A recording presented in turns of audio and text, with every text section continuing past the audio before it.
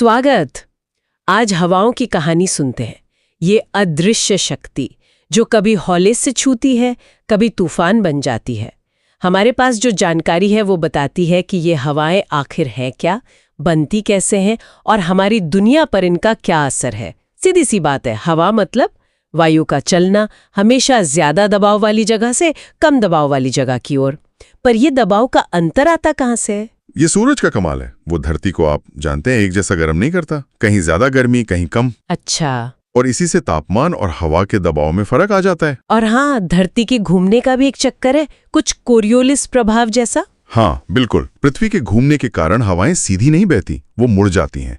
उत्तरी गोलार्ध में दाहिनी तरफ और दक्षिणी गोलार्ध में बाईं तरफ। दिलचस्प है। तो इसी सब को आज समझना है। बिल्कुल। तो शुरुआत करते हैं बड़े पैमाने की हवाओं से, जिन्हें मतलब वैश्विक पवनें कहते हैं। ये पूरी पृथ्वी पर असर डालती है ना? हाँ बिल्कुल, ये धरती के वायुमंडल का एक बहुत बड़ा सर्कुलेटरी सिस्टम है, आप कह सकते हैं। इनमें सबसे जानी मानी है व्यापारिक पवनें, ट्रेड विंड्स। ये भूमध्य रेखा के दोनों ओर करीब 30 डिग्री अक्षांश तक बहती हैं। अच्छा, ट्रेड विंड्स। सदियों तक जहाज इन्हीं के सहारे चलते थे, बहुत नियमित होती हैं ये। फिर आती हैं पछुआ हवाएं, वेस्टर्लीज। ये 30 से 60 डिग्री अक्षांश के बीच पश्चिम से पूर्व की ओर चलती हैं। हमारा ज्यादातर मौसम यही लाती हैं, पश्चिम से। हाँ, ये तो सुना है। और फिर ध्रुवों के पास हैं ध्रुवीय पूर्वी हवाएं, पोलर ईस्टर्लीज। ये सब मिलकर गर्मी और नमी को पूरी पृथ्वी पर मतलब फैलाती हैं। मौसम के पैटर्न इन्हीं से बनते हैं। ये तो बहुत बड़े पैमाने की बात हो गई।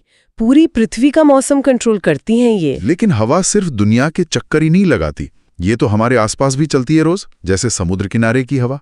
हाँ बिल्कुल, वो हैं स्थानीय हवाएं।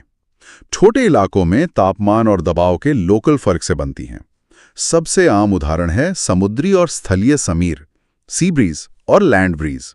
हाँ। दिन में क्या होता है, जमीन पानी से जल्दी गर्म हो जाती है, तो जमीन के ऊपर की हवा हल्की होकर ऊपर उठती है, वहां कम दबाव बन जाता है।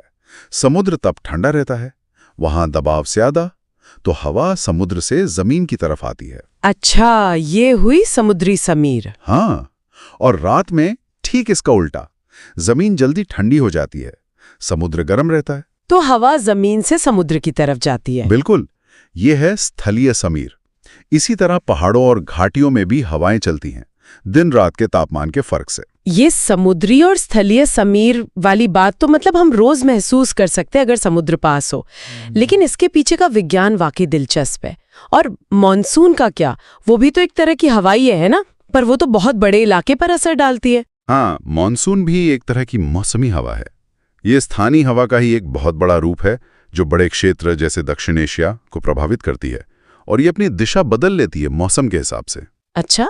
इसमें लोकल और ग्लोबल दोनों तरह के फैक्टर काम करते हैं, तो ये दिखाता है कि हवाएं कितने अलग अलग स्केल पर काम करती हैं। ठीक है, तो ये हवाएं सिर्फ मौसम और तापमान ही नहीं बदलती, इनका और भी महत्व है, जैसे हमारे इकोसिस्टम के लिए। निश्चित रूप से इनका सबसे बड़ा काम तो जलवायु नियंत्रण है। गर्मी और नमी को दुनिया भर में बांटकर ये धरती को रहने लायक बनाती हैं। ये मौसम प्रणालियों को चलाती हैं। तूफान, चक्रवात, ये सब हवाओं से ही चलते हैं।